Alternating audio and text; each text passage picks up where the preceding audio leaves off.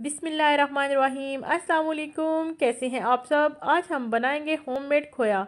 Homemade खोया कैसे बनाते हैं घर में, चलें शुरू करते हैं। सबसे पहले हमें दूध चाहिए, खुशक दूध 1 कप। मिल्क पैक दूध चाहिए हमें आधा कप। देसी घी चाहिए हमें 8 खाने के चम्मच। आप देसी घी की बजाय मक्खन भी ले सकते हैं। सबसे पहले हम देसी घी शामिल करेंगे 8 खाने के चम्मच। मैंने देसी घी को मेल्ट कर लिया है। अब इसमें आधा कप दूध शामिल करेंगे, फ्रेश दूध। अब इसमें 1 कप खुशक दूध शामिल करेंगे।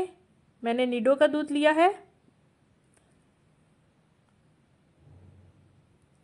बिल्कुल हल्की आंच पे बनाना है।